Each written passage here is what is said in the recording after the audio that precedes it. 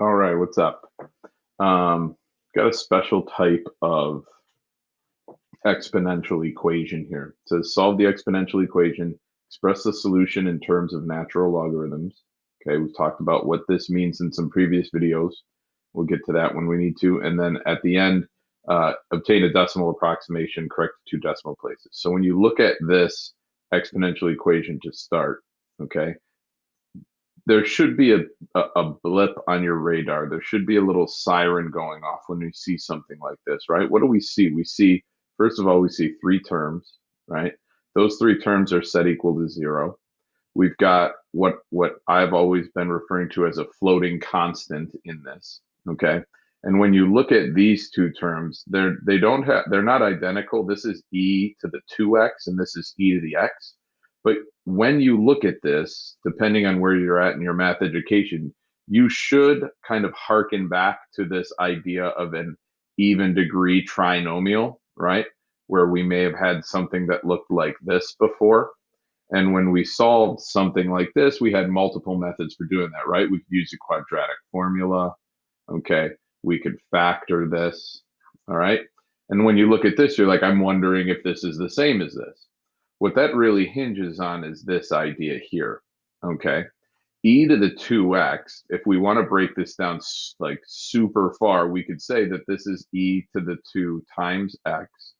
Now, what I'm going to do is I'm going to rewrite that as e to the x times 2 because multiplication is commutative, so I can switch the way that this looks. So I can write it like that. Okay. Now, thinking of this as the product of two powers is good, right? But it might look better if I wrote it like this, right? Because what do we do with powers of powers? We multiply them, right? So then that would be x times 2 or 2 times x or 2x. So really what this problem looks like is e to the x squared minus 8 e to the x plus 7 equals 0. And if we look at it like that, then we do have something, and you'll forgive the ambiguity or the generic words I'm using, something squared. We have that same something here, not squared, and then we have a floating constant. So again, something squared, that same thing not squared, and then a floating constant. So this exponential equation is like a quadratic, okay? And so there's two ways to do this. And I think what we're going to talk about here is the idea of substitution. When you get into higher level math classes, you're going to be dealing with some really awful looking expressions. And a lot of times you're going to have just this huge mess of terms. And you're going to say, you know what, I'm just going to call that u. Okay, there is such a thing in calculus courses called U substitution. Now, this is not this is not U substitution. That's kind of specific, but we can take that idea and make it work for us. In other words, take something that looks complicated and substitute something much simpler, just a single variable for that thing. So we're not going to use, I don't want to use U, but let's use A. So let's look at this and say the thing that is being squared here is the same as the thing not being squared here, right? So if I write this statement, it's essentially the same thing, only much simpler to look at. And if I had to solve this, and there's a reason I'm not using X, I'll talk about that towards the end. The reason I'm using, there's a reason I'm using A, right? I could have used any variable really, but I didn't want to use X in this case, okay? And there's a reason for that, right? So if I solve this equation for A, I'm going to do a bunch of solving, right? I'm going to do what I got to do to get the answer. And then at the very end, I'm going to have A equals, right? A is going to equal something. And in fact, it's going to equal two things, right? Let's see if I can get this whole thing to line up, right? It's a quadratic, so I'm probably going to have two solutions, right? You never know, but we'll see. I don't want this to say X equals because I'm not, solving for X implies getting it out of this exponential level. All I'm doing right now is trying to isolate the exponential term, okay? Which is one of the big parts in solving exponential equations. is trying to isolate the exponential term. That's what this will be. Okay, so to give you a broad scale, what I'm doing is I'm saying, okay, e to the x, I'm going to call that a. So that's why this is a squared, and that's why this is a. And then when we get to the end, we're going to have a statement that says a equals some number, but really what that statement means is that e to the x equals that number, right? And then I've got to solve for x. So that's why I'm not using x here, okay? That's why I'm using some other variable. Now, before we get way too far ahead of ourselves, let's solve for a, right? This is a quadratic.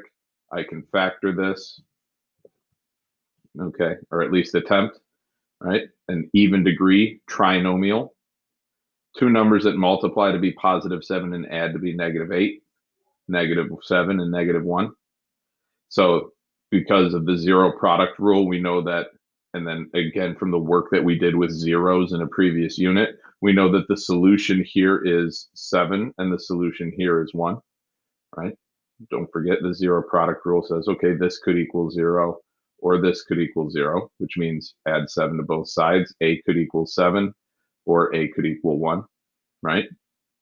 So here are my two solutions for a. But I'm not solving for a, I'm solving for x, right? I was just using a as a placeholder. So now my statements, my equations are e to the x equals 7 and e to the x equals 1. So how do I solve for x when it's in this exponential level, right? We solve exponential equations by either writing both sides as powers of the same base or taking logs of both sides. And because this is base e, I'm going to do natural log. So I'm going to take the natural log, and I'm going to solve, I guess I'll just solve this one to start, right?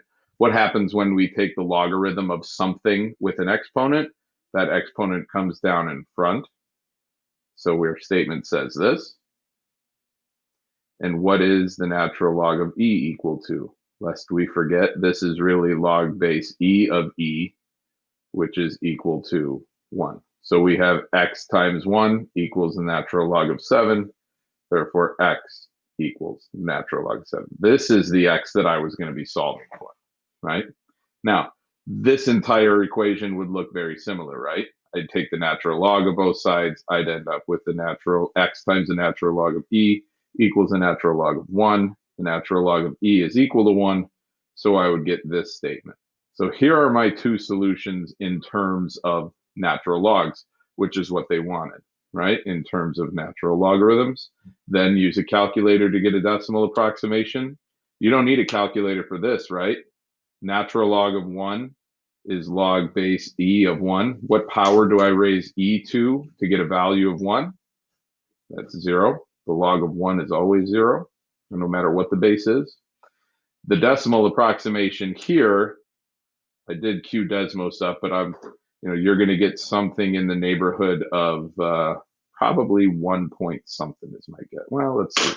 I've got Desmos ready to go here, I think. What's the natural log of 7? 1.95 rounded to 2 decimal places, okay?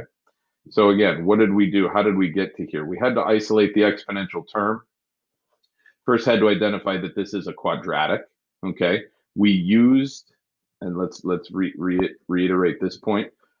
This term is what we used for our variable, okay? And that was the term that was being squared here. So whatever that middle term is, that's really the variable that we're substituting in, and it's squared in this place, okay?